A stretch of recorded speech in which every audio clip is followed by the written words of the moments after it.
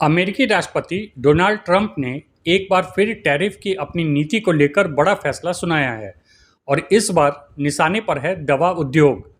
Trump ने साफ कहा है कि 1 अक्टूबर 2025 से अमेरिका में आयात होने वाले किसी भी ब्रांडेड या पेटेंटेड दवा पर 100% टैरिफ लगाया जाएगा, बशर्ते कि उस दवा की निर्माता कंपनी अमेरिका में अपनी फैक्ट्री बनाने का काम शुरू न कर दे। उन्होंने यहां तक स्पष्ट कर दिया कि फैक्ट्री बनाने का मतलब होगा कि या तो जमीन पर काम शुरू हो जाना या फिर निर्माण कार्य के शुरुआती चरण में होना। कहने का तात्पर्य कि जो कंपनियां अमेरिका में उत्पादन की ओर कदम बढ़ाएंगी उन पर यह टैक्स नहीं लगेगा। यह फैसला ऐसे समय में आया है जब भारत का फार्मा उद्योग अमेरिका पर भारी तौर पर निर्भर है। भारत से होने वाले दवा निर्यात का सबसे बड़ा हिस्सा अमेरिका जाता है। 2024 में भारत ने करीब 27.9 अरब डॉलर की दवाएं निर्यात की थी, जिनमें से 31% यानी कि लगभग 8.7 अरब डॉलर की दवाएं अकेले अमेरिका भेजी गई थी। 2025 की पहली छमाही में ही 3.7 अरब डॉलर की दवाएं अमेरिका निर्यात की जा चुकी हैं। भारत अमेरिका में इस्तेमाल होने वाली जेनरिक दवाओं का लगभग 45% और बायोसिमिलर दवाओं का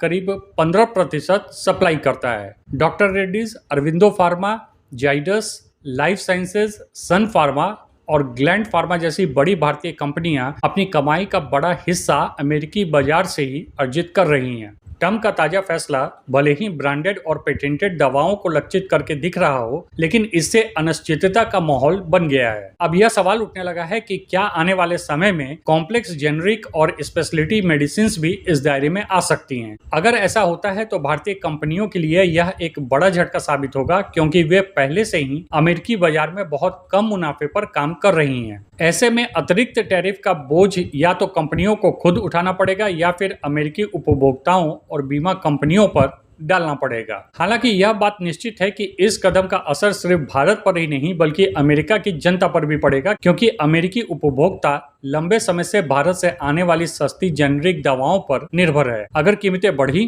तो वहां दवा महंगी होगी, महंगाई का दबाव बढ़ेगा और दवाओं की कमी जैसी स्थिति भी बन सकती है। ट्रंप का यह कदम उनकी उसी नीति का हिस्सा है जिसमें वे लगातार आयात पर कर बढ़ाकर घरेलू उद्योग को बढ़ावा देने और सरकार के बजट घाटे को कम करने की कोशिश कर रहे हैं। इससे पहले भी वे भारतीय आयात पर 50% टैरिफ लगा चुके हैं और रूस से तेल खरीद जारी रखने पर भारत को 25% का पेनल्टी टैक्स झेलना पड़ रहा है। 100% शुल्क निश्चित रूप से भारत अमेरिका व्यापारिक रिश्तों में तनाव बढ़ाने वाला है और इसका असर दोनों देशों की अर्थव्यवस्था के साथ साथ आम लोगों की जेब पर भी साफ दिखेगा।